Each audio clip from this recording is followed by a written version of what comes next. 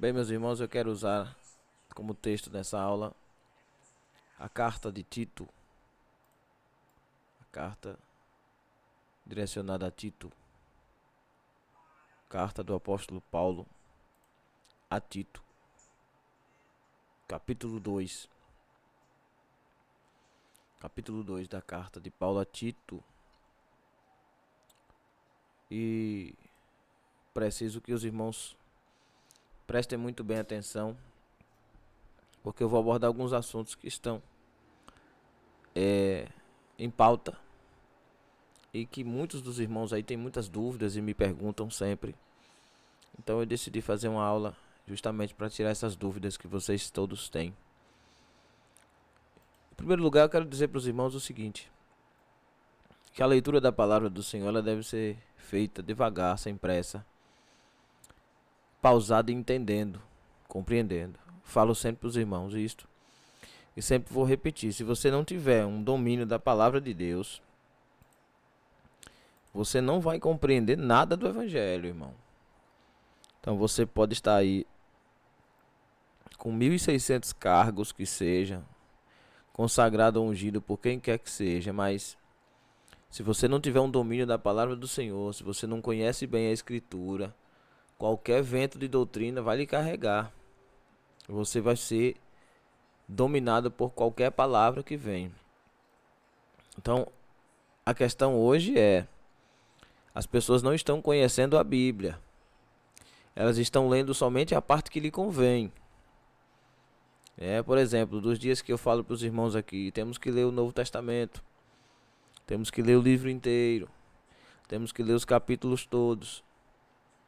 E eu vejo muitas pessoas que parecem que não escutam o que a pessoa está tentando ensinar. São pessoas que, pelo status que postam todos os dias, a gente conhece que a pessoa não está compreendendo o valor da palavra do Senhor. A devida compreensão do Evangelho vem pelas obras e não pela fala, tá certo? O simples fato de uma pessoa dar uma indireta para alguém ou tentar agredir o pecador com a palavra. Nós não estamos aqui para agredir o pecador, nós estamos aqui para agredir o alvo, que é o pecado, denunciar as obras erradas das trevas. E nós não estamos aqui para condenar os seres humanos, mas nós estamos aqui para condenar as obras infrutíferas que os seres humanos causam, fazem por conta da queda, por conta da influência satânica. Então, nosso alvo aqui é atingir a alma da pessoa para que ele se converta. Esse é o nosso objetivo, certo? Então, pensando nisto, eu trago para os irmãos hoje aqui a carta de Paulo, apóstolo Paulo, ainda na questão dos pregadores, tá? No capítulo de número 1, os irmãos vão ver que Tito recebe a instrução, a mesma instrução que o apóstolo Paulo dá aos coríntios. E no capítulo 2, o apóstolo Paulo já vem trazendo um pouco mais de aprofundamento quando ele diz: tu, porém, fala o que convém à sã doutrina. No capítulo 1 ele explica como os homens estão vivendo. E no capítulo 2 ele explica que nós precisamos ser diferente. O líder, o pregador, aquele que está com a palavra de Deus na mão, precisa ser diferente. E é justamente isto que ele começa a explicar como deve ser a vida de um homem de Deus e uma mulher de Deus. No versículo de número 7, ele diz: em tudo te dá por exemplo de boas obras, na doutrina mostra incorrupção, gravidade e sinceridade. Na doutrina mostra incorrupção, gravidade e sinceridade. Linguagem sã e irrepreensível, para que o adversário se envergonhe, não tendo nenhum mal que dizer de vós. Certo? Exorta os servos a que se sujeitem ao seu Senhor em tudo, agradem, não contradizendo, não defraudando, antes mostrando toda a boa lealdade, para que em tudo seja um ornamento da doutrina de Deus, nosso Salvador.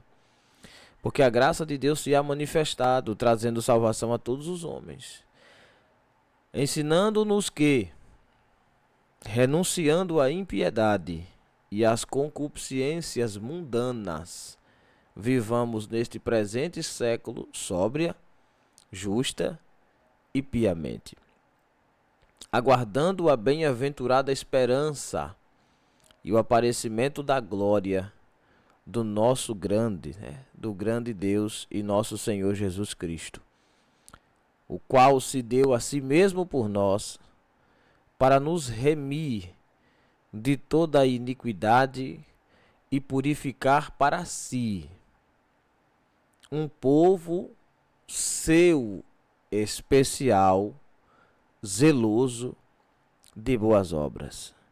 Fala disto, não é fala isto, é fala disto, e exorta e repreende com toda a autoridade.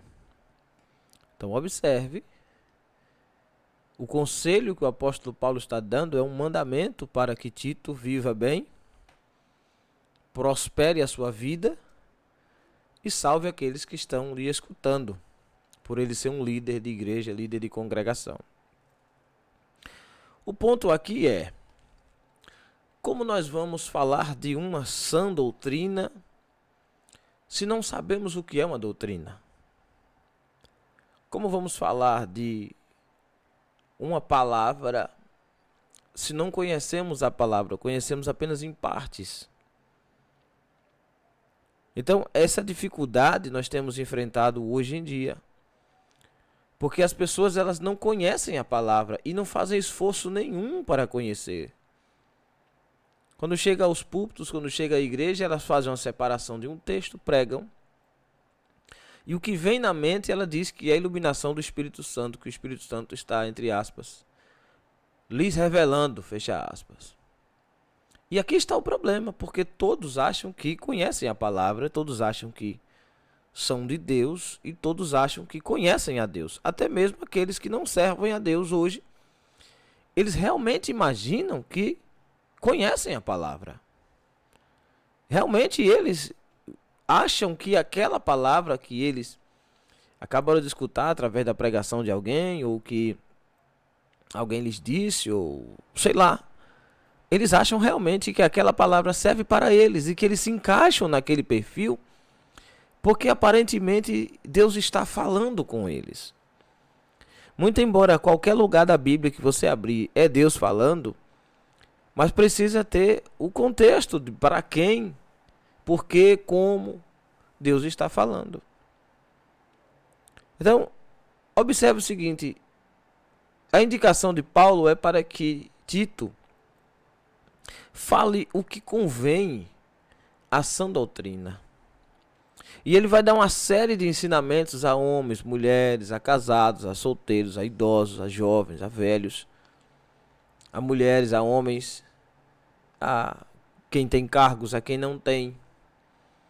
E ele vai explicando que a finalidade de tudo isso é envergonhar o inimigo, para que o inimigo fique envergonhado porque não tem do que acusar.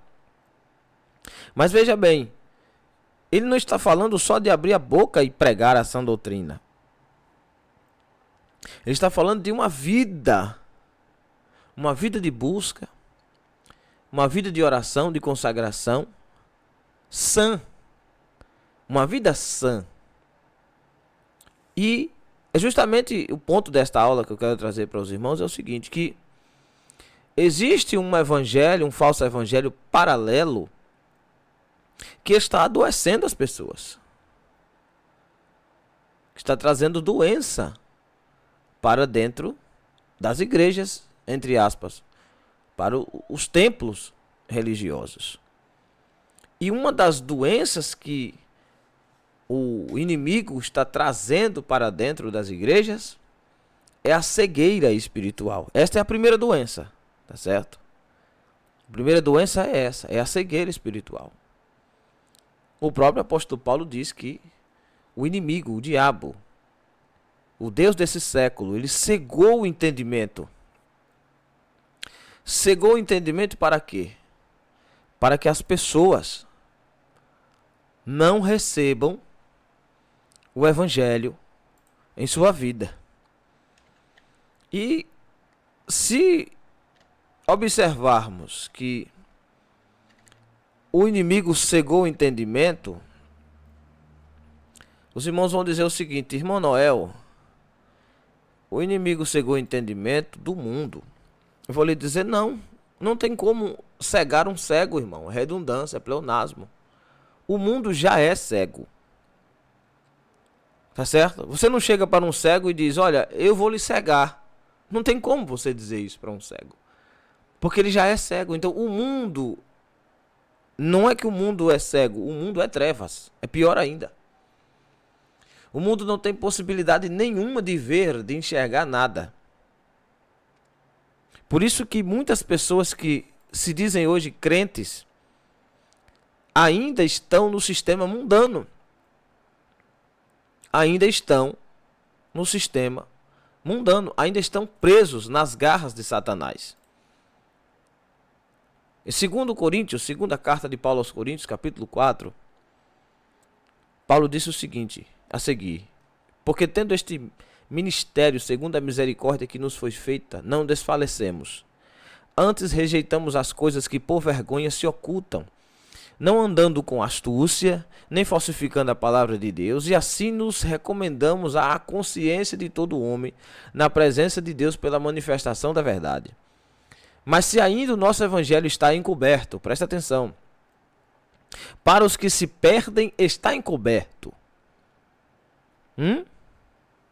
Para os que se perdem está encoberto, nos quais o Deus, com letra minúscula, deste século, cegou, presta atenção, os entendimentos dos incrédulos, para que não lhes resplandeça a luz do evangelho da glória de Cristo, que é a imagem de Deus, porque não nos pregamos a nós mesmos, mas a Cristo, o Senhor, e nós mesmos somos vossos servos por amor de Jesus, porque Deus, que disse que das trevas resplandece a luz, é quem resplandeceu em nossos corações para a iluminação do conhecimento da glória de Deus na face de Jesus Cristo.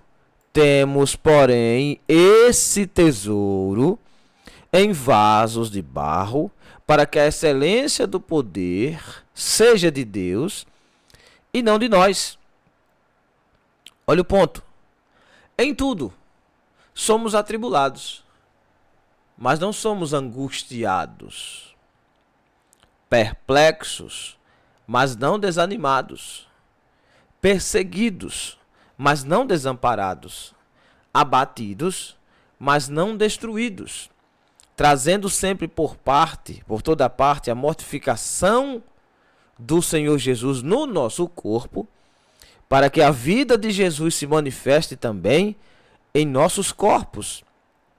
E assim nós, que vivemos, estamos sempre entregues à morte por amor de Jesus, para que a vida de Jesus se manifeste também em nossa carne mortal, de maneira que em nós opera a morte, mas em vós a vida. E temos, portanto, o mesmo espírito de fé, como está escrito, crie, por isso falei. Nós cremos também, por isso também falamos, sabendo que o Senhor Jesus ressuscitou, e nos ressuscitará também por Jesus, e nos apresentará convosco. Porque tudo isso é por amor de vós, para que a graça multiplicada pelo meio de muitos torne abundante a ação de graças para a glória de Deus. Por isso, não desfalecemos, mas ainda que o nosso homem exterior se corrompa, o interior, contudo, se renova de dia em dia. Calma que eu vou te explicar o significado da palavra corromper. Porque a nossa leve e momentânea tribulação produz para nós um peso eterno de glória muito excelente, não atentando nós nas coisas que se veem, mas nas que se não veem, porque as que se veem são temporais, e as que se não veem são eternas. Prestou atenção? Por que é que o Deus desse século cegou o entendimento dos incrédulos? E estes incrédulos aqui não são os do mundo. Esta incredulidade aqui é dureza de coração, tá? Não é a pessoa que não aceitou a Cristo como Salvador. É aqueles que supostamente já estenderam as mãos para Jesus, estão vivendo no meio evangélico, mas que o seu coração está distante de Deus. Aí, a primeira oposição que o diabo tem feito, e tem feito muito bem, assim como tudo que ele faz, porque ele é ardil, ele compreendeu que, volta a falar o que eu disse na última aula, não precisa retirar as pessoas da igreja. Basta enganá-las dentro de um templo religioso e cegar-lhe o entendimento. Então a pessoa vem com sua mentezinha formada, senta-se num banco, vai escutar uma pessoa que também tem sua mente formada e que tem sua forma de ver a Escritura, e cada um dos que estão sentados ali tem uma forma de ver a Escritura. Por quê?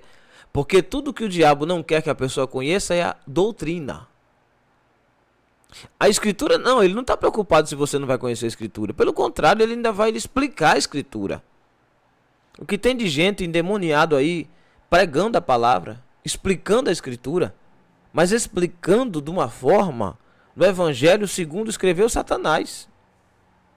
Não o Evangelho segundo escreveu Lucas, Mateus, Marcos, João, o Evangelho de Jesus. Esse não é o Evangelho de Jesus. O verdadeiro Evangelho, que é o de Jesus Cristo, ele tem o poder de transformar a vida daqueles que escutam a palavra de Deus e que se convertem a Cristo.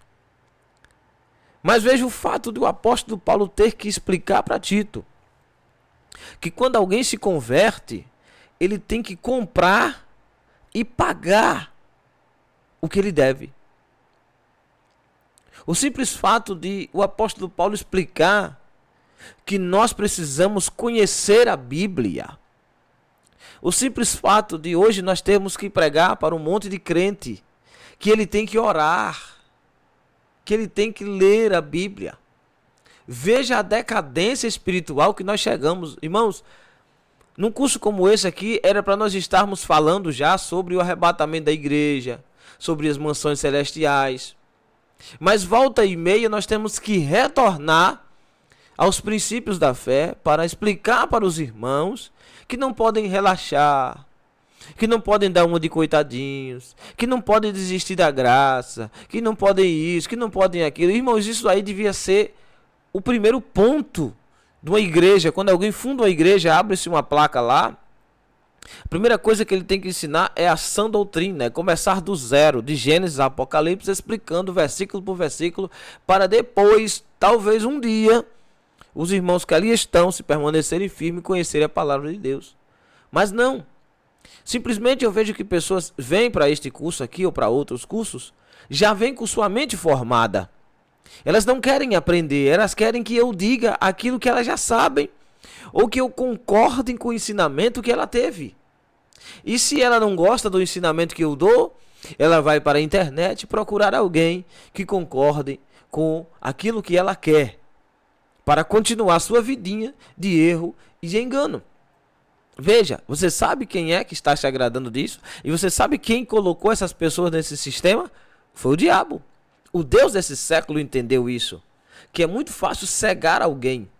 É só trazer confusão à sua mente. É só fazer com que ele não compreenda a Escritura. Está à frente da Escritura, que é a luz, que é a palavra, lâmpada e luz para o caminho. Mas, por que eles não conseguem ver? Porque o diabo não colocou, não foi uma venda. O diabo não colocou, não foi um véu na frente. Não. Cegou mesmo. Cegou, furou os olhos. Furou o único lugar por onde a pessoa consegue enxergar. Observe que a fé, ela vem pelo ouvir. Mas o caminhar é só para quem enxerga, meu irmão. Não se caminha dormindo, não se caminha de olhos fechados, e cego não pode guiar outro. Então, qual foi a finalidade do Deus deste século? Cegar o entendimento das pessoas.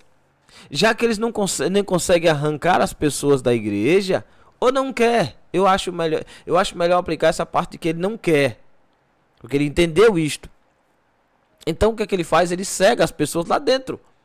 Aí você vai ver pessoas que estão nos cultos, mas eles vivem xingando, vivem mentindo, vivem enganando, vivem roubando, tomam emprestado, mas não devolve, dá calote nos outros. Você chega na esquina hoje e você diz, me venda fiado. Se ele souber que você é crente, ele não vai lhe vender. Por quê? Porque tem tanto crente no mundo. E a maioria deles hoje, infelizmente, são enrolados. Então a pessoa atribui que todo crente ou é enrolado, ou é ladrão e não vende. Agora veja a decadência que nós chegamos. Mas espera aí. Aos domingos, adivinha só quem está lá pregando? O enrolado. O cara que compra e não paga. O que deve no armazém da esquina. Mas ele está pregando que Jesus está voltando. Veja se não é uma cegueira. Veja se isso não está no sistema satânico. Observe, irmãos, que o único modo com que nós podemos combater o diabo é com a palavra. Mas não tem como você pregar para um cego, porque ele não vai querer nem escutar, quanto mais abrir o olho e deixar Jesus curar a sua cegueira.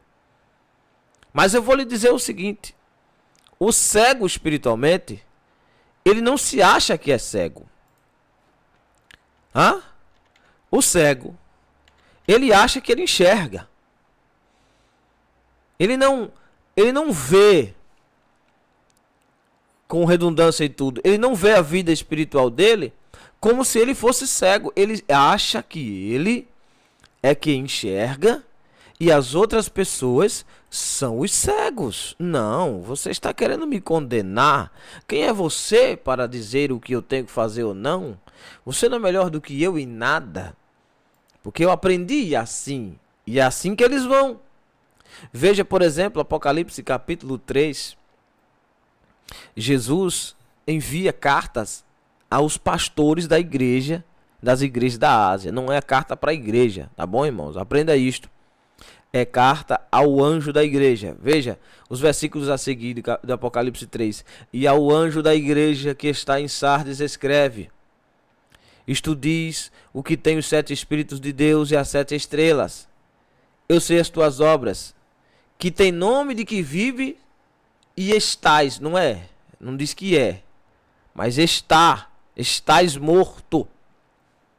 Veja, é um líder da igreja, um anjo. Observe, anjo, a palavra anjo significa mensageiro. O que traz a mensagem, o que resplandece, o que brilha. Agora, que brilho tem um defunto? Eu sei as tuas obras. E que tens nome, não é nem fama, é nome. Quando as pessoas olham, dizem, não, este é vivo, este é crente. Mas estás morto. Primeira função de alguém que está cego é não se dar conta de que morreu no evangelho. Estás morto. Aí Jesus explica como é que ele pode voltar a viver. Ser vigilante e confirma. Quer dizer, veja, dois estados nós temos. O estado da indolência e o estado da vigília. Quando você está dormindo ou morto, você está indolente. E quando você está acordado, é chamado de período de vigília. Ser vigilante e confirma, quer dizer, acorde, levante, não seja morto. Quer dizer, ele tem a opção de ser vivo, de ser alerta. Ele não é porque não quer, porque Jesus conhece as obras dele. E ele tem fama, ele tem nome de que és vivo, mas estás morto. ser vigilante e confirma o restante. Aí tem um problema, que está para morrer. Por quê? Porque se ele é o líder e está morto, como é que ele vai vivificar alguém? Então o segredo é ele levantar dos mortos, como diz Efésios 5, levanta de dentre os mortos, Cristo te esclarecerá. Então ele levanta dentre os mortos, abre o olho, se torna vigilante e confirma. Essa palavra confirmar aqui é ensinar com modelo.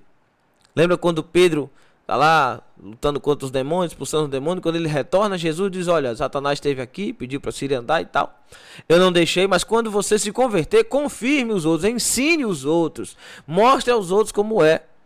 Ser vigilante e confirma o restante que está para morrer. Porque mostrar para eles como foi que você morreu.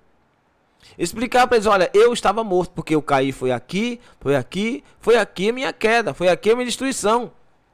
Mas quem é hoje que tem coragem de confessar e dizer, olha, irmãos, eu estava fazendo isso e isso de errado, mas agora eu tomei vergonha na cara, e aqueles que também estão na minha condição aqui, vamos mudar de vida. Cadê? Eles preferem viver no mundinho deles de engano. Aí quando lhe chamam para pregar, que você prega somente o que a Bíblia diz, começa a doer, sabe o que é que eles dizem? É o cuidado do Senhor para conosco. A palavra hoje foi de exortação. Me diga qual é a palavra que não tem exortação. Não tem, a palavra que não tem exortação é a palavra que você quer pregar da sua forma, que você quer pregar do seu jeito. É o evangelho segundo escreveu Satanás. Não o evangelho segundo escreveu Jesus Cristo. Porque o evangelho de Cristo, não, a palavra hoje me confrontou. Qual é a palavra que não confronta? O pecador. A não ser que ele não se sinta mais pecador. A não ser que a função da palavra na igreja dele mudou de lado. Que a função da palavra hoje, a função da palavra é levantar o caído. A função da palavra é alegrar quem entrou aqui triste. Não. A função da palavra não é alegrar quem está triste, não, meu filho. A função da palavra não é levantar quem caiu, não, filho. A função da palavra, primeiro, é advertir para que não caia. Quando a pessoa caiu, ele já escutou muito a palavra dizendo não caia. Tá certo? A palavra que veio no jardim para Adão e Eva foi essa: não caia, não peque, não coma, não toque. Não foi, Deus não chegou ali e disse, agora que você caiu, eu vou lhe dar uma palavra para te levantar. A primeira palavra é o não. Depois, se Deus quiser enviar a palavra pela sua infinita graça, de levantar, de erguer, de alegrar, aí é diferente. Mas a função da igreja não é essa. Igreja não é hospital, irmãos. Os irmãos precisam aprender isto. Eu vejo pessoas dizendo, a igreja é o hospital. Quem lhe disse que igreja é hospital? A partir de hoje você faça o seguinte, abra uma igreja na sua casa e chame todos os doentes para lá. Vá. Só queira doente na sua igreja. É hospital igreja? Não, igreja não é hospital.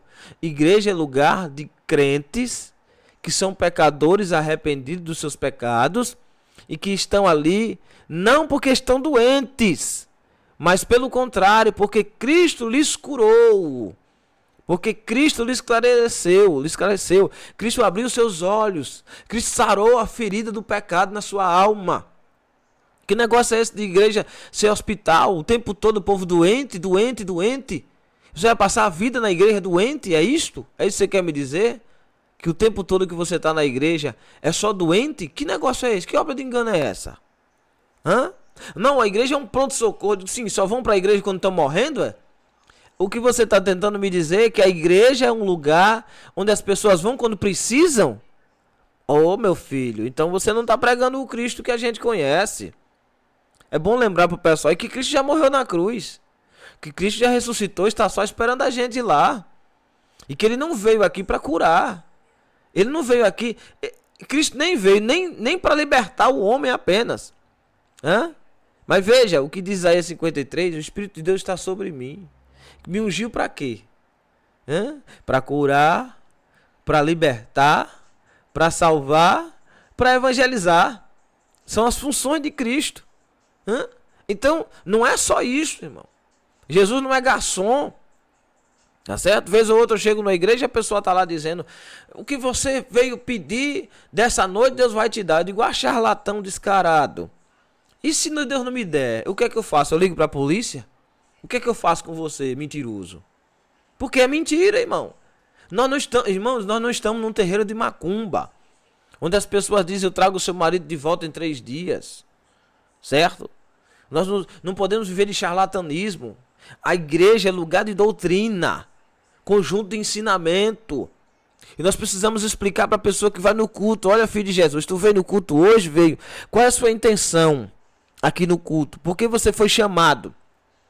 Hã? A cegueira hoje já começa, irmão, no convite. A pessoa coloca lá no cartaz, lá, vem receber sua vitória. Bom, peraí. E se a pessoa não receber? Hã? Viu que está errado? Não é assim que se convida um pecador para ir para a igreja. Não é essa, a motivação não é essa. Jesus nunca convidou ninguém para ir receber vitória. Culto é lugar de entrega, não lugar de recebimento. O recebimento é mediante a graça de Deus, não é nem mediante a minha entrega. Certo? Eu vejo muitas vezes, eu vou na igreja, a pessoa diz assim, ó, o tamanho da sua vitória é o tamanho do seu glória. E meu filho, quem mais deu glória a Deus na Bíblia foi Satanás. Onde Jesus chegava, o diabo dizia, tu és o Cristo, o Filho de Deus. Ele reconhecia. Então não é pelo glória a Deus. O glória a Deus nosso é com a vida, irmão. Certo? Então os irmãos têm que aprender isto. Enquanto os irmãos não compreenderem isso, enquanto as igrejas não compreenderem isso, meus irmãos, será um evangelho frustrado e mentiroso. E é aí que o diabo está gostando. Por quê? Porque ele vai começar a frustrar muita gente. Muitas pessoas vão, na sua mente, no seu coração, já estão desviados há muito tempo, mas vão continuar naquele sistemazinho satânico, fingindo ser aquilo que não é. Aí qual é a questão aqui? É que Jesus olha para os discípulos no capítulo 3 de Apocalipse, sabendo que o líder daquela igreja de Sardes está morto, e Jesus chama ele para se levantar, no versículo 2, e para ele confirmar os que estão perto de morrer, quer dizer, não deixe o povo morrer, levante-se e não deixe os outros morrerem, porque não achei as tuas obras perfeitas diante de Deus. Isso quem está falando mais não é o apóstolo Paulo, irmão. É Jesus Cristo quem está falando. Mas cadê as igrejas pregarem sobre o Apocalipse? Hã? Cadê as igrejas que não fazem um estudo nas cartas aos anjos da igreja? Por quê? Hein? E quando vão se falar sobre igreja fria, igreja morta, que não sei o quê, eles falam sobre a igreja. Mas a carta não é para a igreja, é a carta ao anjo. É carta para os pastores, para os líderes. Mas é muito mais fácil colocar a culpa na igreja, nos membros, e tirar a responsabilidade real de que é o pastor, o líder daquele negócio. Lembra-te, pois, do que tens recebido, presta atenção, irmãos, e ouvido, e guarda-o, e arrepende-te. Por quê? Ele já recebeu. O que foi que o cara recebeu quando aceitou Jesus? A salvação, a fé, que agora já vem como um dom, os dons espirituais. Ele recebe a graça de participar do sangue de Cristo, ser família de Cristo, e já recebe a coroa, que ele vai explicar no versículo 10, que é a coroa da vida. Ele tem que guardar até o final. Recebido e ouvido. O que é que a pessoa escuta quando aceita Jesus? É aqui que está o problema. Hoje, se aceita Jesus na igreja, o que é que ele escuta? Ele escuta o que quer. Não se ensina as músicas que ele deve escutar, os hinos que ele deve escutar. Não se ensina os livros que ele deve ler. Não se ensina o que ele pode assistir, o que ele não pode, onde ele deve ir. Não tem mais doutrina.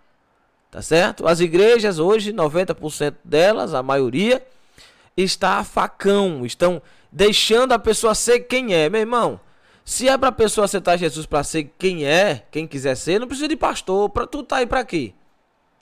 Hã? Se você não opina sobre o que a pessoa fala, se você não pode ensinar o que a pessoa veste, se você não vai ensinar como a pessoa vive, se você não vai ensinar o que é o comportamento de acordo com as escrituras, tá certo? Não estou falando de coisa doida que as pessoas inventam, não. Se você não vai ser um guia espiritual, não vai guiar esta pessoa, para que ter um pastor? Só para pegar o dízimo e a oferta? Só para cortar a lã? Tá entendendo a situação? Onde nós chegamos? Ao ponto que nós chegamos? Hoje é assim, as pessoas abrem a igreja e dizem, não, pode vir do jeito que você quiser. E sim, quando é que você vai ensinar o caminho do céu? Nunca, né? Com um convite desse. É muito pelo contrário. Quando Jesus convidava alguém para servir a ele, ele dizia o seguinte, quem quiser vir após mim, negue-se a si mesmo. Quem quiser, negue-se a si mesmo. Quer dizer, a partir de hoje, você vai seguir uma doutrina, um costume diferente. A partir de hoje você vai obedecer a alguém. Você não vai andar mais sozinho. Você vai pegar um jugo que é suave, um fardo que é leve, pôr nas costas. Veja, jugo, fardo e cruz, irmão. Tu tá achando que Jesus estava brincando, é? Jesus não disse que nós teríamos vida fácil. Pelo contrário. Ele já começa dizendo, morra para si mesmo, negue-se a si mesmo. Carregue uma cruz de cada dia. Pegue o jugo que é suave e o fardo que é leve. Meu irmão, são 4 coisas para que a pessoa seja chamado de cristão. E como é que surge agora todo tipo de ensinamento a facão aí, de que a ovelha deve andar do jeito que ela quiser, de que ela mesma que interpreta as escrituras? Como é? Isso aí vai parar onde, irmão? Isso aí desse jeito. Certo? Então, por causa do erro do vigilante da igreja, o dormilante, o cidadão lá que está na frente, que morreu, que esfriou na fé, que caiu, é que Jesus explica que muita gente também está indo. O restante que está para morrer. Esse é o quadro degradante que nós temos vivido. Muitos estão aí com os dias contados no evangelho. Não duram muito tempo. Mas eles não vão sair da igreja, irmão. Presta atenção no que eu estou tentando explicar para os irmãos. Eles vão cair do evangelho, mas eles não vão sair da igreja. Eles podem mudar de congregação, mas eles vão continuar ali. Eles só não vão participar de culto de doutrina, se tiver, né? Que tem igreja que nem tem mais. E não pode ser chamado de igreja, uma igreja que não tem culto de doutrina. Porque a única função de Jesus que ele mandou a igreja fazer foi ir por todo mundo e pegar os dízimos de oferta, não foi? E de fazer envelopes e colocar embaixo o preço, não foi isso? E de fazer campanha por sua família para ganhar os outros e perder tua alma no final, não foi isso? Não foi não? Ah, entendi. E de por todo mundo e pregar o evangelho a toda criatura, não foi? Ensinando a guardar, né? Agora ensinar o que se não sabe? É esse o ponto, irmão. E quando você vai pregar na igreja que você tenta explicar a palavra, sabe o que é que o infeliz ainda diz? Quer ser melhor que os outros. Quer se achar o conhecedor. Quer doutrinar a igreja dos outros. A questão não é doutrinar a igreja. A questão é que o povo que está ali sentado não conhece a palavra. E você não tem culpa das pessoas não conhecerem. A sua obrigação é ensinar a palavra. Amém ou não amém? Pois bem, vou encerrar. E lembra-te, pois, do que tens recebido e ouvido, e guarda-o, e arrepende-te. E se não vigiares, quer dizer, se você não levantar desse estado que você está, virei sobre ti como um ladrão. E não saberás a que hora sobre ti virei. Você prestou atenção na palavra sobre ti? Não diz virei para todos. Diz você não vai saber a hora que eu venho para ti. Resumindo, se essa pessoa morrer deste jeito, infelizmente ele não vai alcançar a graça da salvação. Por quê? Porque ele está cego, porque ele está morto, porque ele está dormindo e porque o trabalho que Deus entregou na mão dele está caindo e as pessoas que estão do lado dele também estão morrendo por culpa dele. Mas também tem em Sardes algumas pessoas que não se contaminaram, que não contaminaram suas vestes, e comigo andarão de branco, porquanto são dignas disto. O que vencer será vestido de vestes brancas, e de maneira nenhuma arriscarei o seu nome do livro da vida. Que lindo! E confessarei o seu nome diante de meu Pai e diante dos anjos que estão nos céus. Quem tem ouvido, ouça o que o Espírito diz às igrejas.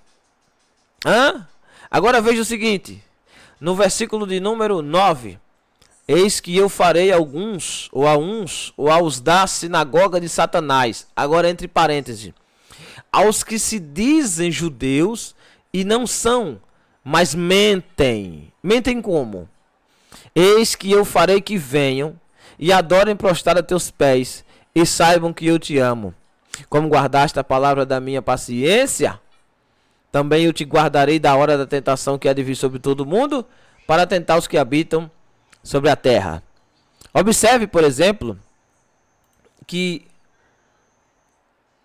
no versículo de número 18 diz: aconselho-te que de mim compres ouro provado no fogo, para que te enriqueças, e vestes brancas, para que te vistas, e não apareça a vergonha da tua nudez, e unjas os olhos com colírio, para que vejas. Prestou atenção? Observe. A primeira coisa que o inimigo fez foi cegar o entendimento daqueles que estão com a palavra na sua mão todos os dias. A questão não é o mundo, irmãos, o mundo ele anda em trevas, tá?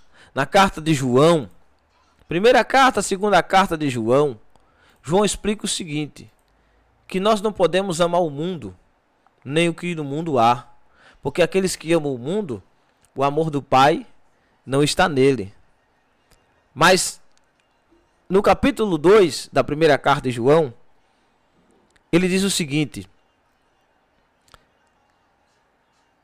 aquele, versículo 4, aquele que diz, eu conheço-o, e não guarda os seus mandamentos, é mentiroso, e nele não está a verdade. Versículo 6, aquele que diz que está nele, presta atenção, também deve andar como ele andou. Prestou atenção? Irmãos, não vos escrevo um mandamento novo, mas um mandamento antigo que desde o princípio tivestes. Este mandamento antigo é a palavra que desde o princípio ouvistes. Outra vez vos escrevo um mandamento novo que é verdadeiro nele e em vós, porque vão passando as trevas e já a verdadeira luz alumia. Aquele que diz que está na luz e aborrece a seu irmão, até agora está em trevas. Aquele que ama seu irmão está na luz, e nele não há escândalo. Mas aquele que aborrece seu irmão está em trevas, e anda em trevas, e não sabe para onde deva ir, porque as trevas lhe cegaram os olhos. Agora preste bem atenção aqui. Está dito aqui que a pessoa estava no mundo e as trevas lhe cegaram? Não. Mas está dito aqui que os que foram cegados pelo mundo, pelo diabo, são pessoas que estavam no meio, mas viviam de mentira. Então aqui está o primeiro ponto aqui. Tá? Está o primeiro ponto aqui. No versículo 12. Filhinhos, escrevo-vos porque pelo seu nome vos são perdoados os pecados, pelo nome de Jesus. Pais, escrevo-vos porque conhecestes aquele que é desde o princípio. Jovens, escrevo-vos porque venceste o maligno. E vos escrevi, filhos, porque conheceste o Pai. E ele vai explicando desde o princípio. Vocês conheceram, vocês sabem, vocês conhecem. Vocês estão compreendendo? Veja como os versículos são tão atuais, mas tão atuais, que Jesus explicando para os seus discípulos acerca do reino das trevas, no Evangelho de Jesus, né? Lógico, segundo escreveu Lucas, capítulo 13, versículo número 19, ele diz o seguinte, 18 ele diz, e dizia, a que é semelhante o reino de Deus? E a que eu compararei? É semelhante o grão de mostarda que um homem plantando, tomando, lançou na sua horta, e cresceu e se fez grande árvore, e em seus ramos se aninharam as aves do céu. E eu expliquei para os irmãos outro dia aqui sobre o significado das aves do céu, que é os demônios, o diabo. Agora veja bem, por que é que Jesus está explicando isso aqui, tá? Por que Jesus está explicando isso aqui para os discípulos? Porque no capítulo 13, presta atenção nisto, Jesus foi convidado para pregar numa das sinagogas. E quando Jesus é convidado para pregar na sinagoga, está acontecendo um debate. Qual é o debate? O debate é que algumas pessoas morreram numa queda de uma torre. 18 pessoas morreram na queda de uma torre. E os discípulos e os judeus e os galileus estão batendo boca. Por que eles morreram? Por que Deus permitiu que eles morressem? E a pergunta de Jesus é se eles também não vão morrer e se eles são salvos. Porque eles estão preocupados com quem morreu. Mas Jesus vai explicar que existe uma morte ainda pior, que é a falta de conversão. É não se converter a Cristo, a Deus, mas apontar a queda ou a morte dos outros. Veja bem, Lucas capítulo 13, Evangelho de Jesus. Naquele mesmo tempo estavam presentes ali alguns que falavam dos galileus, cujo sangue Pilatos misturava com os seus sacrifícios. E aí já é outra questão.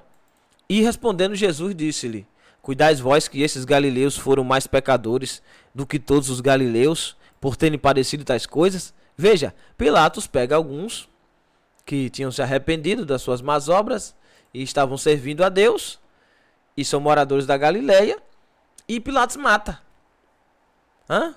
Mata lá dentro do templo, mistura o sangue com o sacrifício. Isso quer dizer que eles foram mortos e erguidos no templo para que todos pudessem ver. Preste atenção. E os discípulos, os que estão ali, estão batendo boca, discutindo. E Jesus olha para eles e diz: bom, não vos digo antes, se vos não arrependerdes, todos de igual modo perecereis. Quer dizer, se vocês não se converterem de verdade, vão perecer do mesmo jeito. E aqueles 18 sobre os quais caiu a torre de Siloé e os matou, cuidais que foram mais culpados do que todos quantos homens habitam em Jerusalém. Vocês acham mesmo que aquela tragédia que aconteceu é por causa do pecado deles? Não vos digo antes que se vós não vos arrependerdes, todos de igual modo perecereis. Não adianta, irmão. Só tem um modo de chegar nos céus. É se arrepender da velha criatura, aceitar a Jesus como Salvador, se batizar não só pelo simbolismo, mas por convicção, para mostrar para o mundo que a pessoa realmente se arrependeu, e segurar a coroa até o dia de entrar nas mansões celestiais, irmão. Tá certo? Não tem choro nem vela, não tem mimimi, não tem quatiá-quatá, não tem conversa fiada. O que estão tentando colocar na mente do povo hoje é que nós somos coitadinhos, que não podemos passar por provas, por lutas, por dificuldades. Que Jesus não quer isso, que Jesus não é assim, que Jesus não vai fazer isto, que Jesus não vai fazer aquilo. Tá certo? É isso que as pessoas querem colocar na mente dos outros. Então, veja bem. No versículo 6 ele diz: e dizia esta parábola: um certo homem tinha uma figueira plantada em sua vinha, foi procurar nela fruto, não achando. Disse ao vinhateiro: eis que 3 anos vem aqui procurar fruto dessa figueira e não acho, corta. Por que ela ainda ocupa a terra inutilmente? Respondendo, disse: Senhor, deixa este ano até que escave, esterque. Se não der fruto, ficará. Se não der fruto, mandaremos cortar. E aí diz: ensinava no sábado numa das sinagogas. Presta atenção, sinagoga não é uma igreja, mas é onde os judeus se reuniam para adorar a Deus, para ler a Torá. Então é uma espécie de igreja, não com a palavra igreja, de eclésia, de tirados para fora, mas é a igreja que eles tinham, tá certo? Então, Jesus foi ensinar.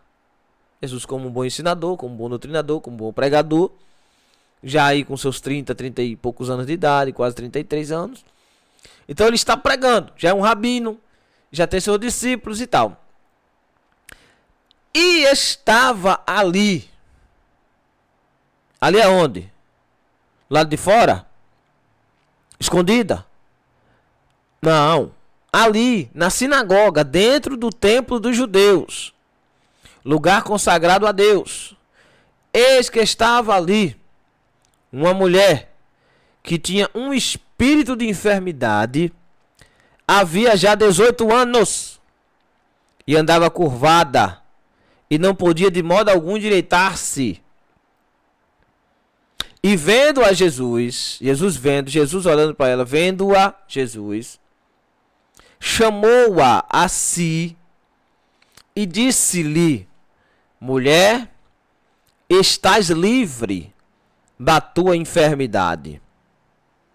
Veja bem, Jesus sabe que aquele espírito de enfermidade é colocado nela por causa de Satanás. O demônio impôs sobre a vida daquela mulher uma enfermidade. E ela já tinha 18 anos andando encurvada. E vendo-a, Jesus chamou a si e disse: mulher, estás livre da tua enfermidade. E impôs as mãos sobre ela, e logo se endireitou e glorificava a Deus. E tomando a palavra, o príncipe da sinagoga, indignado porque Jesus curava no sábado, disse à multidão: 6 dias há em que é mister trabalhar. Nestes, pois, vinde para ser curado, e não no dia de sábado. Respondendo-lhe, porém, o Senhor, e disse, respondeu-lhe, porém, o Senhor, veja que não aparece Jesus, mas aparece o Senhor, o próprio Deus em pessoa. Não é teofania, porque Cristo é Deus, então não é teofania, é Deus mesmo, na forma de homem. E disse: hipócrita, no sábado, não desprende da manjedoura cada um de vós o seu boi ou jumento, e não leva a beber água? E não convinha soltar desta prisão, num dia de sábado, esta filha de Abraão, a qual há 18 anos Satanás mantinha presa.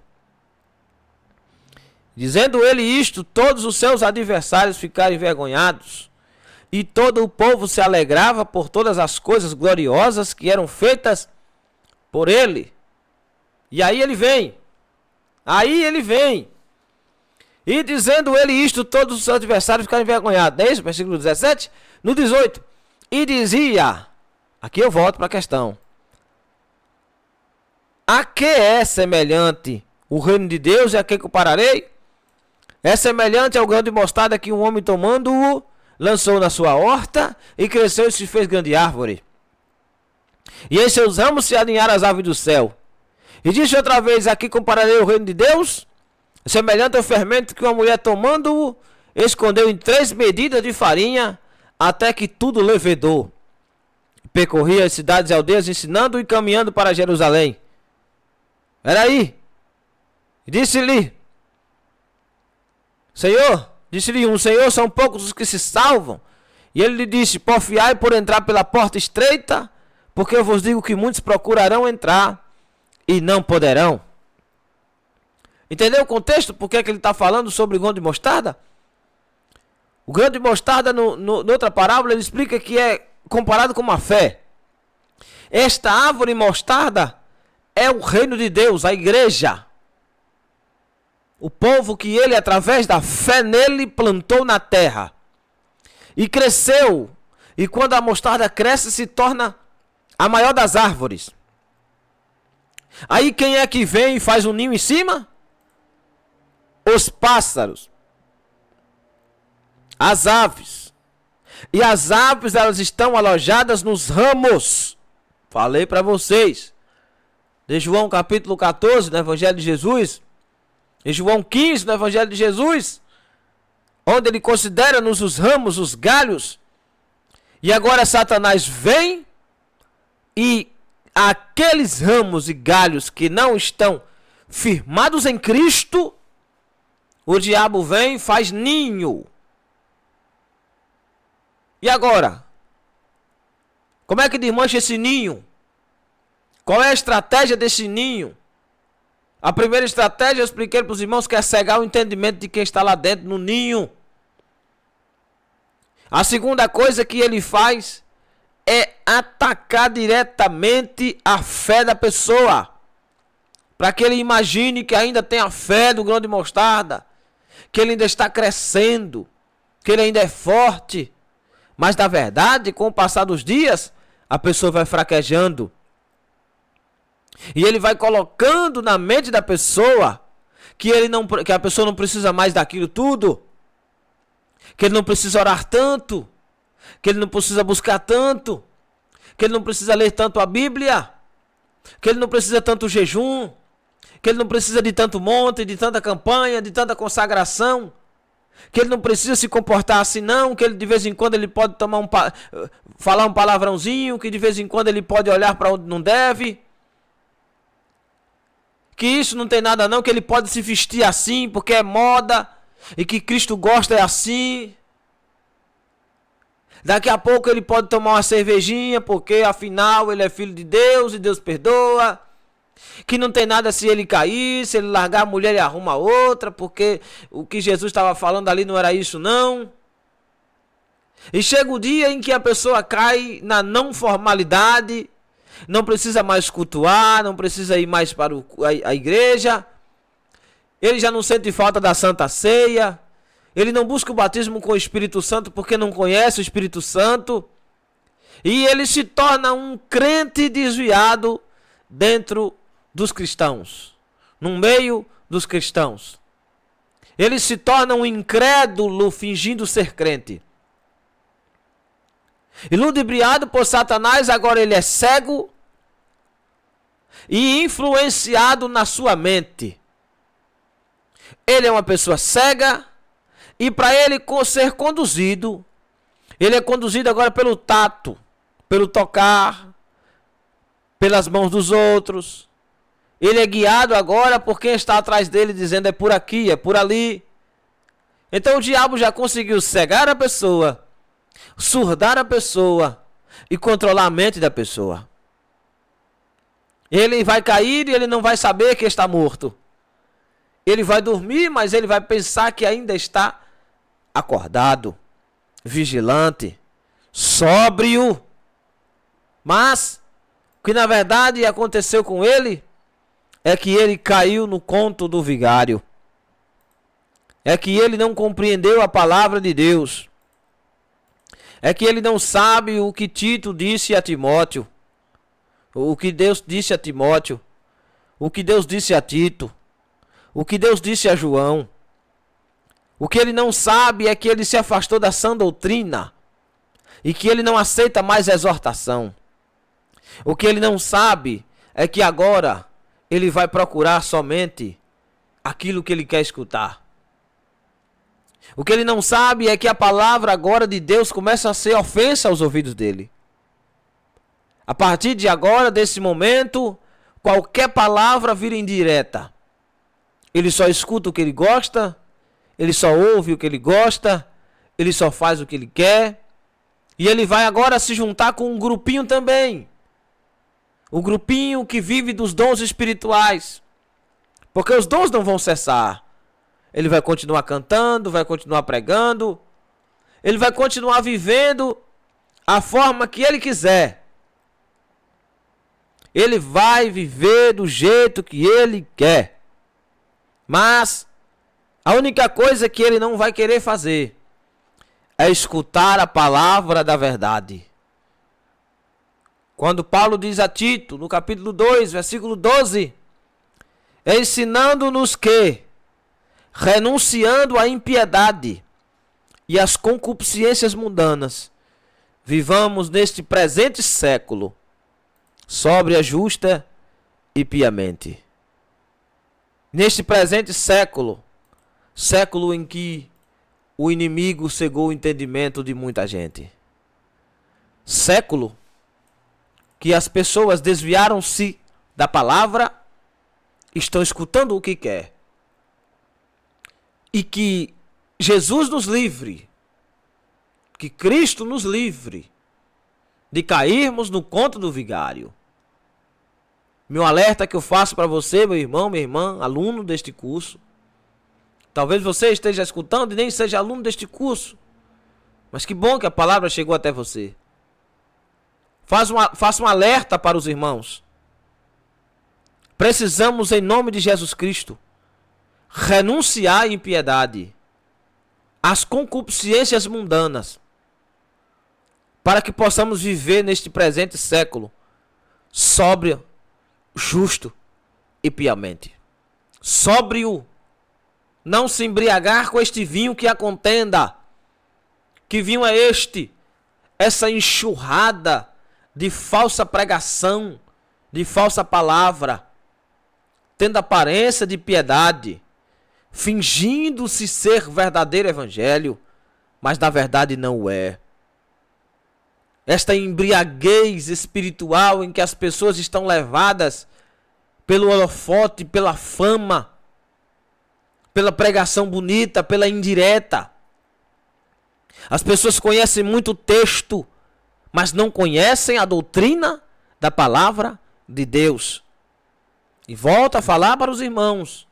Se hoje, quando terminar esta aula, você terminar de escutar, e você não pegar o seu caderno e sua caneta, e correr para a Bíblia Sagrada, reformular os seus estudos, recomeçar a ler a Escritura, você está fadado a ser um destes de Apocalipse 3, daqueles que daqui a pouco também vão morrer.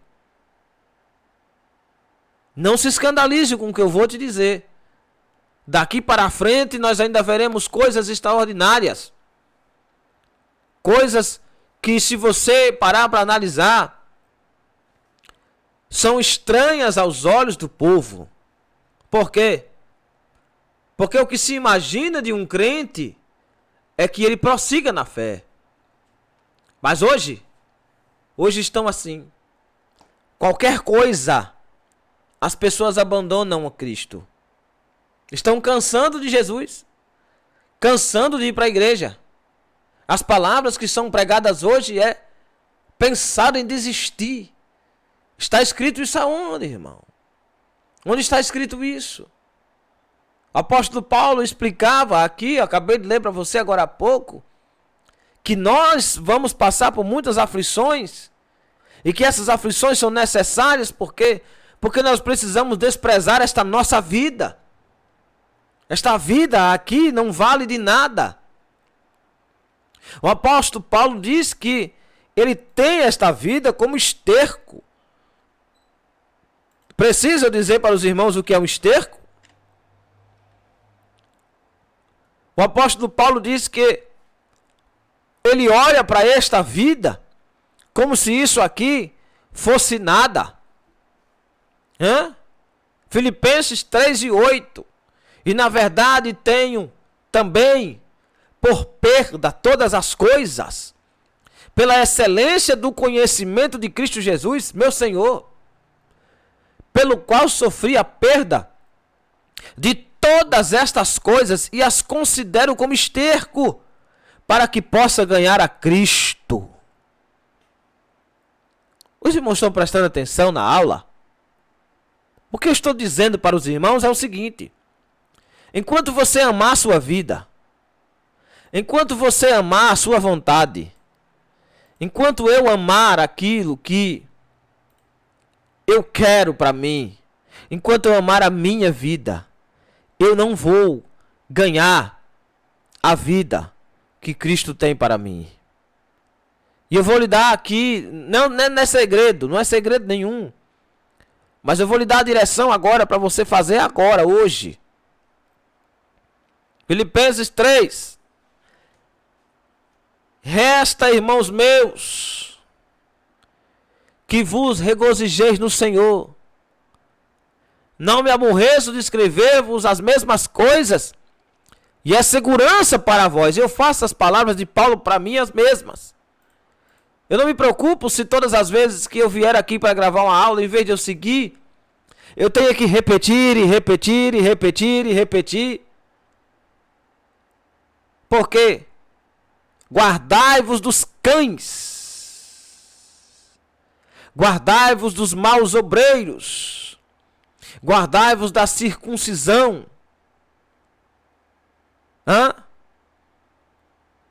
Preste bem atenção nisto. Guardai-vos dos cães e guardai-vos dos maus obreiros. Fique com esta palavra. O que é este guardar aqui? É não seguir. Quem são os cães, irmãos? Você lembra da mulher cananeia, da escritura falando sobre ela? Não vou ler porque você conhece. Jesus está tentando se esconder numa casa, junto com seus discípulos, para que ninguém veja, para ele ter um tempo para si, para os discípulos. De repente vem uma mulher atrás dele correndo e pedindo misericórdia, não por ela, mas pela filha que está em casa horrivelmente endemoniada.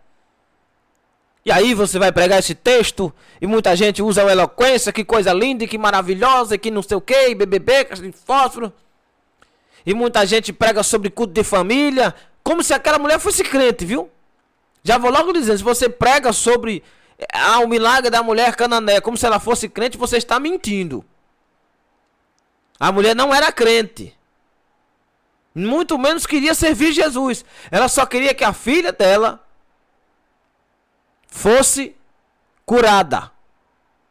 E aí ela vem com toda aquela fé inteira. Jesus elogia a fé dela, o que não é suficiente para se salvar.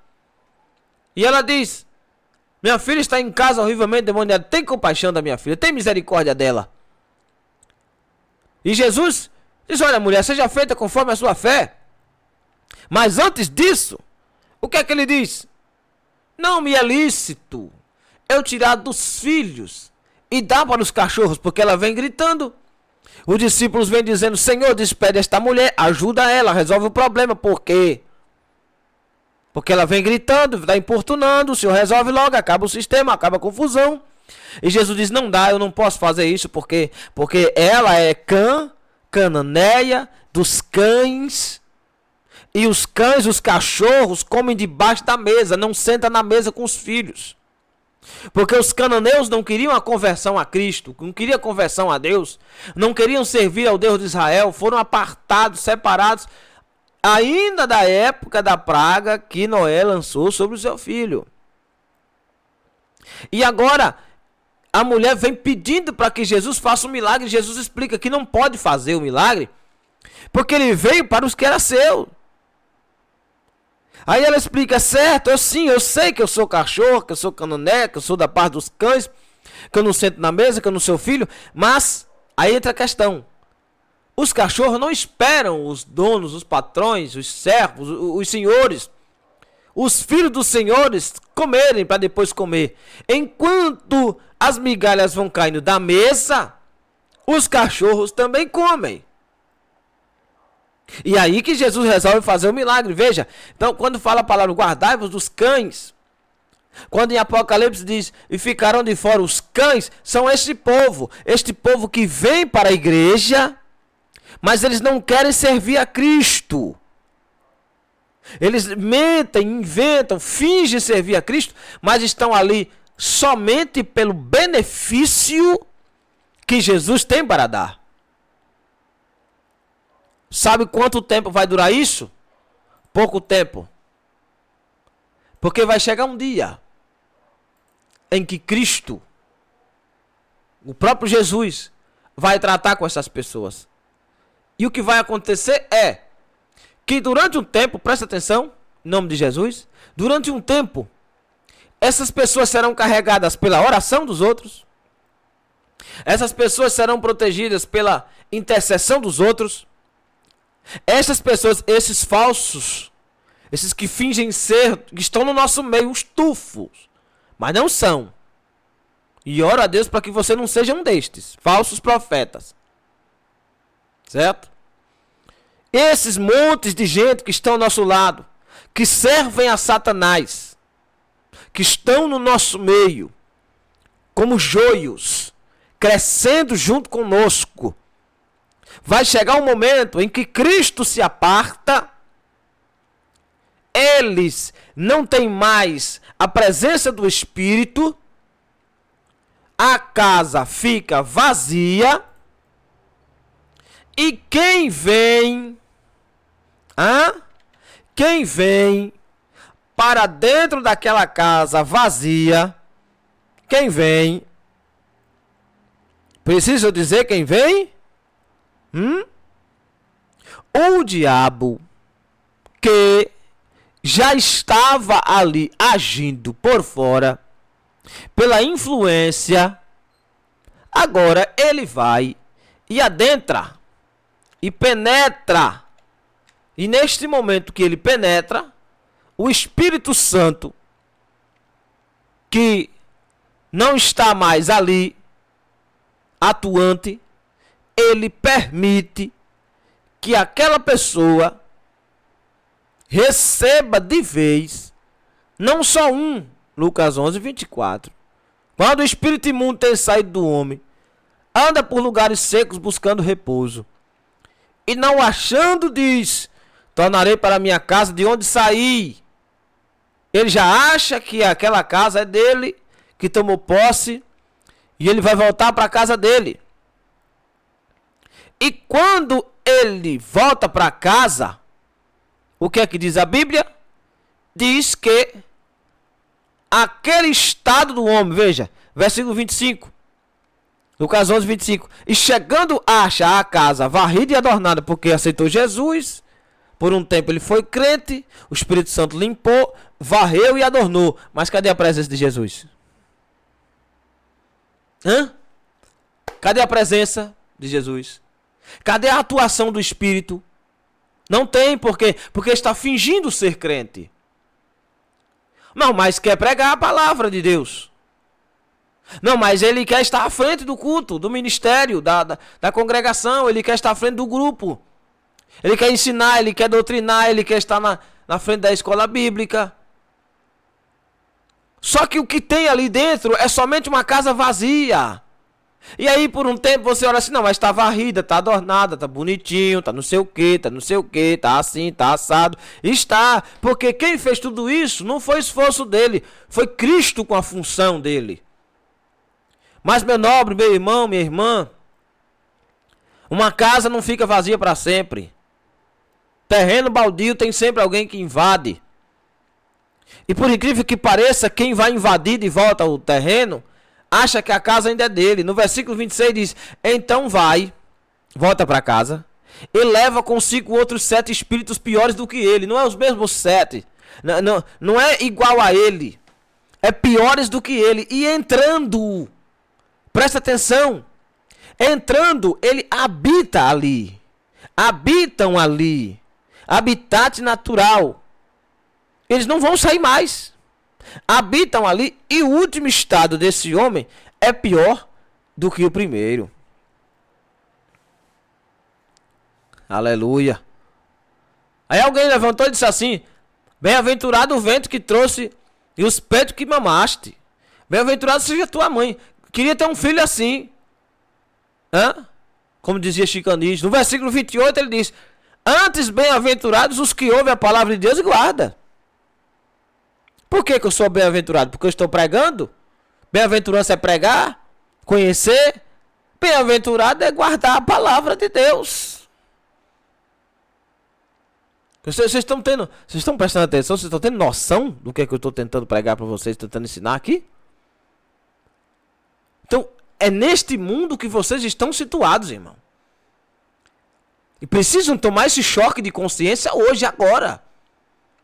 Se você ainda tinha na sua mente uma ilusão de querer resolver problemas de A, de B, de C, meu irmão, você tem um problema maior aqui para resolver. Que é o infeliz do joio que está crescendo junto com o trigo. Que é este ninho de Satanás que está invadindo a congregação, invadindo as igrejas. E Deus está levantando uma geração de pessoas para desmanchar esse ninho de Satanás. Glória a Deus. Deus está levantando uma geração de pessoas iluminadas para pôr para fora a cegueira espiritual. E nisso consiste em muita gente desviar. Nisso consiste pôr para fora muita gente que dizia ser que não era. Não estou falando que você vai botar ninguém para fora da igreja. Estou dizendo que através da palavra, a própria palavra coloca para fora a verdadeira natureza daquele que dizia ser, mas não era. Palavra é a única coisa que nós podemos fazer. É o único meio que temos de vencer esta proliferação satânica, esse crescimento demoníaco.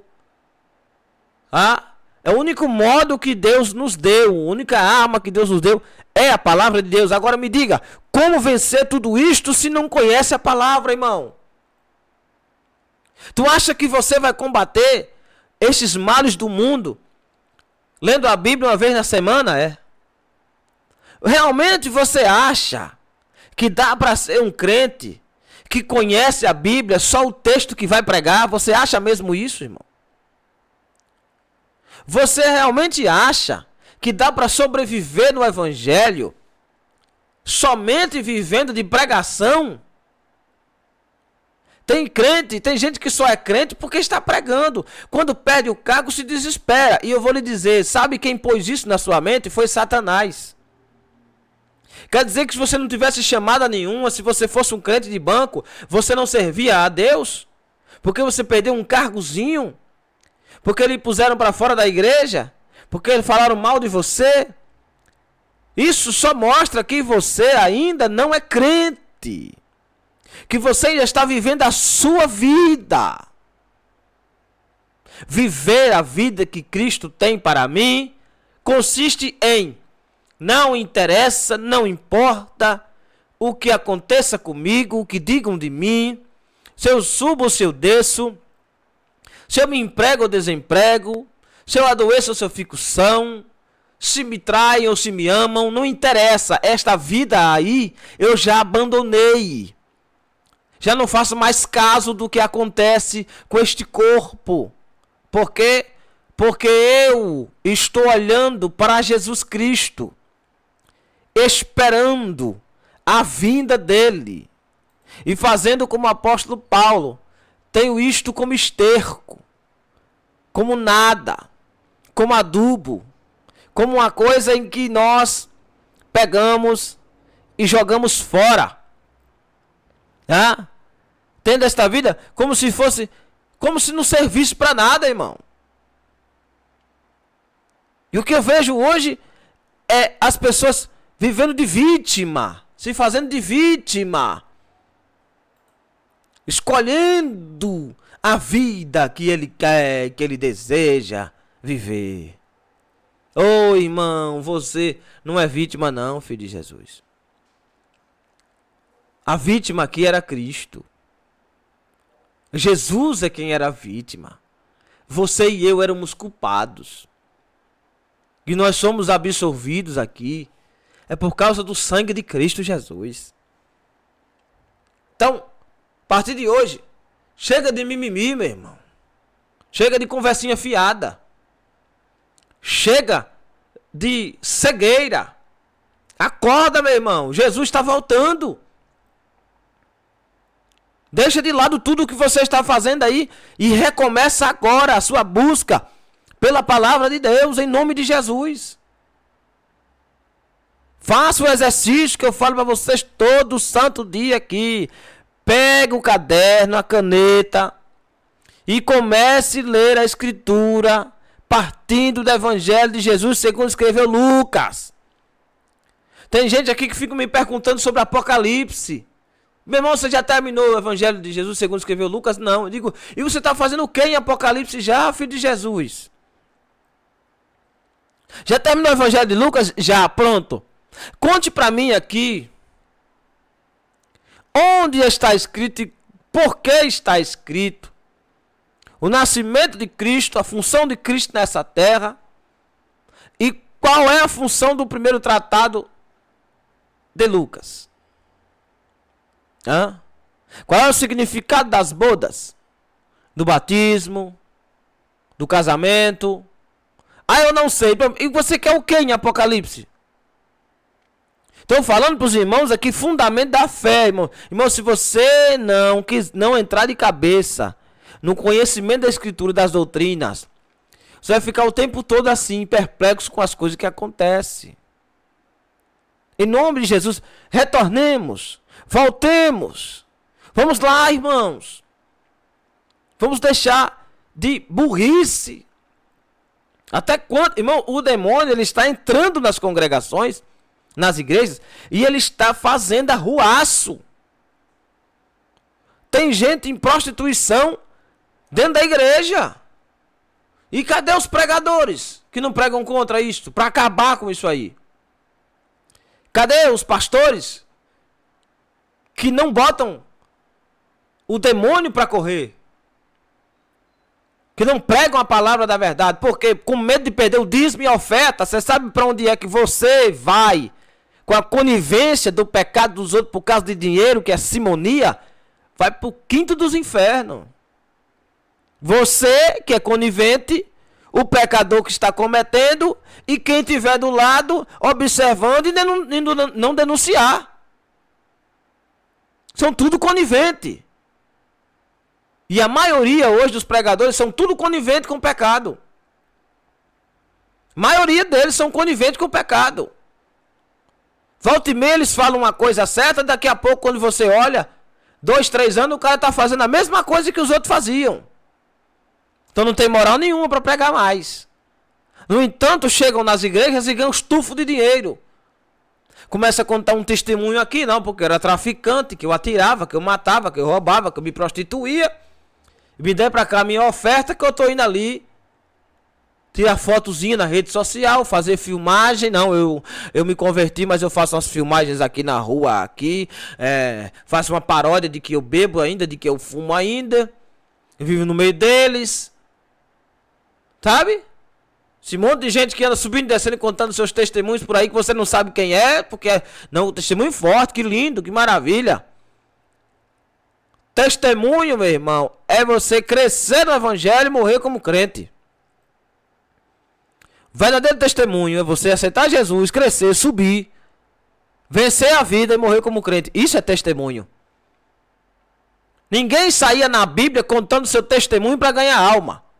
Não tem um, me mostre um aí na Bíblia que em vez de pregar a palavra contava testemunho. Vamos, me mostra aí, cadê o texto? Cadê a passagem? Cadê o contexto? Não tem. Por quê? Porque não dava dinheiro. Quando as pessoas iam falar de Jesus, aí as pessoas eram acusadas de morte na mesma hora. Tá? Tá certo? As pessoas eram ameaçadas de morte na mesma hora por simplesmente dizer: eu sou de Cristo. Pronto, tá morto. Por quê? Porque verdadeiramente abandonaram a sua vida de erro, de pecado e de engano. Então essa aula aqui eu gravei para os irmãos tomarem um choque de responsabilidade. Certo? Eu quero que os irmãos, os que fazem o curso comigo, só vai dar certo, irmão, se vocês levarem a sério. Se não levarem a sério, se ficarem de mimimi, de conversinha, eu falei para os irmãos aqui, irmãos, esqueça a pregação dos outros. Tem gente que me manda aqui cada pergunta que eu prefiro nem responder, irmão. Sério mesmo. Esqueça a pregação. Eu falo para os irmãos em nome de Jesus, irmão. Você conhece a Bíblia? Não. E o que você tem de escutar os outros, irmão? O tempo que você perde ali escutando os outros, você tem que ler a Bíblia. Mas parece que é uma doença. Parece não, é uma doença, uma cegueira que o diabo colocou. Que em vez da pessoa ler o texto, dobrar o joelho e pedir iluminação a Deus, ele vai para o YouTube, para o Google, para qualquer pesquisa lá, irmão. Irmãos, em nome de Jesus, se preocupe com o que está escrito. O que é que está escrito? Você sabe, você conhece o que está escrito? Não. Então, por que você tem que escutar os outros? Se você está com o manual na mão e você não lê, Como alguém vai te explicar uma coisa que você não tem noção de por onde começa? Qualquer verdade que lhe disserem é verdade. Qualquer coisa que disserem lá, você vai aprender como se fosse verdade, irmão. Tá entendendo? O problema que é isso aqui, irmão. Se não começar agora, de novo, vamos lá, de novo, vamos retornar de novo. Aí, quando eu falo isso para os pregadores, eles se assustam. Eu digo, olha, pregadores não conhecem Bíblia, conhecem texto. Porque o texto diz, porque o texto diz, porque o texto diz, porque o texto diz. E, diga-se de passagem, eles pregam o que eles querem, não o que está escrito. E não sejam desses, irmão. O que é que eu tenho que pregar, irmão? O que foi que você terminou de aprender? Você aprendeu o que agora? Hã? Você terminou de aprender isso, né? Você tem que pregar o quê? O que você terminou de aprender. Agora, se você ficar com essa empolhação, não. E vou lhe dizer o seguinte. A última coisa que o diabo cutucou, e ele conseguiu, é trazer as doenças que não existiam. A doença que não existia, ele colocou no povo. E vou lhe dizer, o povo que se diz de Deus, viu? Que se diz de Deus. O que tem de crente em psicólogo, em psiquiatra, fazendo tratamento, fazendo cura, fazendo autoajuda. Hã? O que tem de gente doente no nosso meio. A minha pergunta é, por que estão doentes? Eu vou lhe mostrar três causas dessa doença. Primeira causa, falta de sinceridade com Deus. Certo? Porque quando você tem sinceridade com Deus, que você é crente de verdade, as doenças vêm quando Deus lhe permite que venha, para provar a sua fé. Como Deuteronômio capítulo 8 ele diz, ah não, mano, eu tô passando por um deserto, mas esse deserto aqui, que não sei o que, não, você tá passando por deserto para você aprender. Você já leu Deuteronômio 8? Hã? Para provar, para ver o que está no seu coração e para que no final você aprenda. Aí sim, é deserto que Deus permite. Esse é o primeiro. O segundo modo aqui é que as brechas que as pessoas estão dando é tão grande que chega um momento que Deus não pode proteger. Porque não vive em sinceridade e recebe a seta. Segundo, dão uma brecha por quê? Porque a vida delas é só na igreja. Só são crentes ali, com o manto na mão, com o chale, com o talit. Ah? Que hoje é moda, tudo que for de judaísmo, as pessoas atribuem. É o cajado, é o talit, é o chale, é a arca.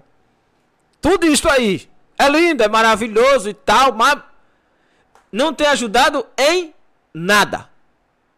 Só faz com que as pessoas achem que tudo aquilo é uma cerimônia religiosa. E ainda fazem algumas campanhas onde a pessoa pega o sal, pega uma água, pega isso, pega aquilo. Bom, eu sei que tudo isso aí, de alguma forma, é válido. Mas em que tem atingido o cerne da questão? Tu tá achando mesmo que o problema espiritual da igreja hoje são as doenças, é? Você tá achando que a questão hoje aqui de pregar o evangelho é realmente que as pessoas levantem a mão e aceitem Jesus, é? Você tá achando mesmo que aquele povo todo que vai no culto na sua igreja, onde você prega, todo mundo tá ali por causa de Cristo, é? Só você, meu filho, pensa isso.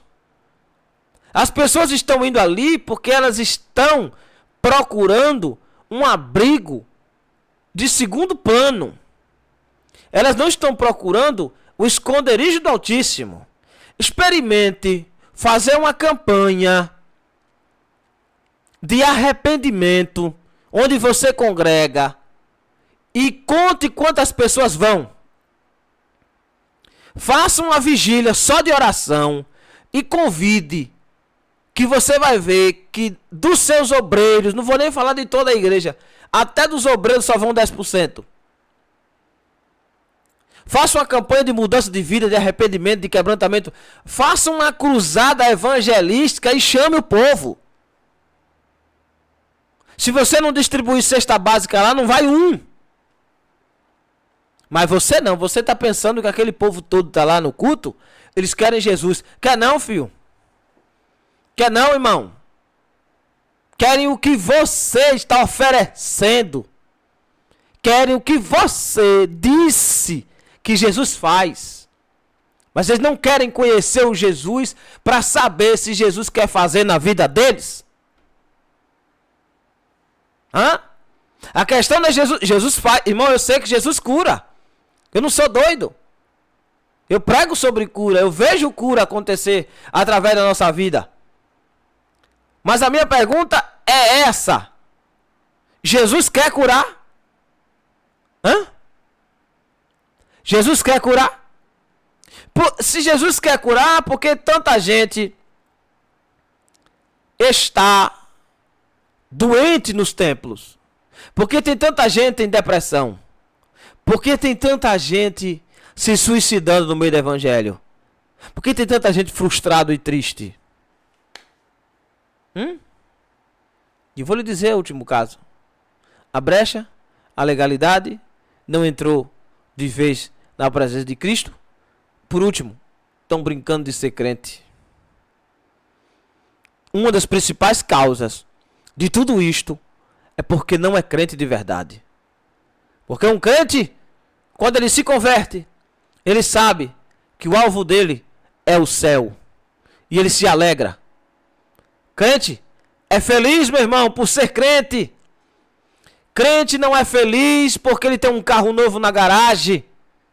Se o crente não tiver carro nenhum, ou casa nenhuma, viver de aluguel, viver sendo perseguido, passar uma vida doente, ele vai continuar sendo crente. Mas o diabo colocou na mente das pessoas uma chamada felicidade terrena, que não existe. Felicidade e alegria plena somente em Cristo Jesus. Se você não é feliz por ser crente, você não vai ser feliz em cargo, você não vai ser feliz sendo pastor presidente, você não vai ser feliz sendo o diretor do Banco do Brasil, você não vai ser feliz sendo presidente da República, você não vai ser feliz presidente da Comissão da ONU, você não vai ser feliz em Marte, você não vai ser feliz sendo o Elon Musk, você não vai ser feliz sendo o Arcanjo Miguel. Nós somos gratos a Deus pela salvação, e isso basta para a minha felicidade. Coração de crente não pode ter tristeza. O coração do crente bate no peito todos os dias e diz: Maranata, pode vir, Senhor Jesus, porque independentemente das condições desta carne, que é esterco, que vai virar adubo daqui a pouco, eu tenho convicção de que o Senhor está voltando e que o que o Senhor tem preparado para mim é muito maior e é muito melhor. Amém, meus irmãos? Amém, minhas irmãs? Fique com esse choque de consciência que de vez em quando nós vamos tomar aqui. Tá bom? Para você não subir ao púlpito falando qualquer coisa, falando qualquer besteira. Lhe digo mais. Encerro minha aula, que já temos 1h30. Para vocês ficarem remoendo a semana inteira esta aula aqui. Vai remoer uma vez, 2 vezes, 3 vezes, vai sentir raiva, sentir ódio. Mas você vai ter que concordar comigo que é verdade. Jesus não vem por causa do clima. Jesus não vem por causa da corrupção. Jesus não vem por causa dos finais dos tempos, dos fins do mundo. Jesus vem porque Ele prometeu. Jesus não vem para o mundo. Jesus vem para mim e para você. E se Jesus voltar hoje e vier buscar somente você, e aí, meu irmão, você também é um dos falsos profetas que você está tentando expulsar da igreja? Você também é um dos joios? Você também é um dos fermentos? Você também está alinhado com Satanás? Ou você é crente de verdade? Se você é crente de verdade, então você vai, a partir de hoje, continuar tomando vergonha nessa cara. E não vai relaxar. Não vai deixar a tristeza apanhar você, porque quando ela vier perto, Você vai dizer, pá, em nome de Jesus, eu não vou ficar triste. Por que eu não vou ficar triste? Hã? Por que não? Versículo de número 14 de Filipenses capítulo 3. Prossigo para o alvo, pelo prêmio da soberana vocação de Deus em Cristo Jesus. Pelo que todos quantos já somos perfeitos, isto mesmo, e se sentis alguma coisa de outra maneira, também Deus vos revelará. Mas naquilo a que já chegamos, andemos segundo a mesma regra e sintamos o mesmo. Sede também meus imitadores, irmãos, e tende cuidado segundo o exemplo que tendes em nós, pelo que assim andam. Porque muitos há dos que muitas vezes vos disse, e agora também digo, chorando, que são inimigos da cruz de Cristo. O fim deles é a perdição, o Deus deles é o ventre, e a glória deles é a confusão deles mesmos, que só pensam nas coisas terrenas. Mas a nossa cidade, aleluia, glória a Deus, está nos céus, donde também esperamos o Salvador, o Senhor Jesus, que transformará o nosso corpo abatido para ser conforme o seu corpo glorioso, segundo o seu eficaz poder de sujeitar também a si todas as coisas. Senhor, eu oro te agradecendo por esta aula. Meu Deus, eu sei que durante esses dias serão difíceis dias. Nós precisamos romper esta barreira, Espírito Santo. Esta barreira, meu Pai, de poder desarmar, desarticular, desmanchar este ninho que Satanás está fazendo no reino de Deus. Levanta neste grupo, Senhor, pessoas que venham bater de frente contra o erro, contra o pecado, contra a imundície. Pessoas sãs, pessoas salvas, pessoas crentes, pessoas cheias do poder e da graça. Pessoas que estão incomodadas com a situação espiritual do teu povo. Pessoas que venham pregar sobre a vinda do Senhor. Levanta aqui pastores, evangelistas, missionários, Senhor. Levanta uma geração de pessoas que estão preocupadas com a vinda do Senhor. Levanta pessoas, Senhor, que não têm a sua vida por usurpação, assim como o Senhor não teve a sua na glória. Levanta, Senhor, pessoas aqui que minimizam, Senhor, as coisas terrenas, mas que pensam no alvo, na soberana vocação. A minha oração, meu Deus, é para que esta pessoa que está escutando esta aula nesse momento seja erguida pelo Senhor, nesta impulsão de fé, que o teu Espírito as batize com Cristo, que o teu Espírito derrame uma descarga espiritual tão grande, de modo que quando eles estiverem pregando, os demônios alojados sejam expulsos, e as pessoas que viviam de engano se arrependam, que os corações de pedra se transformem em carne, que este martelo esmiúço se apenha, que essa espada de 2 gumes vá na divisão da alma e do espírito, divida juntas e medulas e discirna o pensamento do coração do infiel. Deus, em nome de Jesus Cristo, Senhor, eu oro nesta hora para que o Senhor levante homens e mulheres e crianças, um povo são, zeloso de boas obras, fiel, digno de receber a tua graça e a tua glória. Senhor Jesus, leva, Senhor, leva os pregadores itinerantes às igrejas que estão precisando, leva este irmão, leva esta irmã nos lugares onde o inimigo está assolando, para que o Senhor os revele o erro, revele o engano, e que haja conversão de vidas. Dai sabedoria a este líder da igreja, de congregação, para introduzir a palavra da fé. Senhor, não permita que venhamos relaxar, mas ergue-nos nesta hora, visita-nos na madrugada, Senhor. Em nome de Jesus Cristo, eu ministro agora sobre este povo a sua visitação durante esta madrugada. Que pessoas venham ser incomodadas pelo teu Espírito, para estarem te buscando. Revela, meu Pai, aleluia, o oculto, o escondido, aquilo que estava indeterminado, aquilo que estava sobre as trevas. Revela, traz a luz, Senhor. Ilumina os textos, Senhor, e as passagens bíblicas, que aquele que não conseguia ler e entender, que o Senhor revele, abre a mente, abre o coração, abre os olhos que estavam cegos, levanta o que estava caído. E assim eu profetizo nesta hora, Espírito Santo, que o Senhor levantará uma geração de pessoas que estarão tomando parte nesses púlpitos, que estarão ganhando espaço, meu Pai, em cada lugar que vá. Levanta aqui professores, doutores, missionários. Levanta pessoas cultas, Senhor. Levanta doutores, donos de empresas, meu Pai. Levanta pastores, presidentes, evangelistas, escritores, Espírito Santo. Inspira cada letra da canção. Levanta levitas aqui, Senhor. Dá-lhes o dom, meu Pai, da escritura. Dá-lhes o dom da composição, o dom da harmonia. Aquele que tinha desejo de aprender a tocar, a cantar, a louvar, qualquer que seja um instrumento, ensina-os, Senhor, ainda que eles não vão a uma escola, mas o Senhor tem o poder de ensinar qualquer coisa. Àqueles que têm vontade de pregar, que o Senhor ministre nesta hora o dom da palavra. E eu profetizo sobre aqueles que não compreendiam as Escrituras, que não compreendiam por cegueira espiritual, que não compreendiam por estar longe.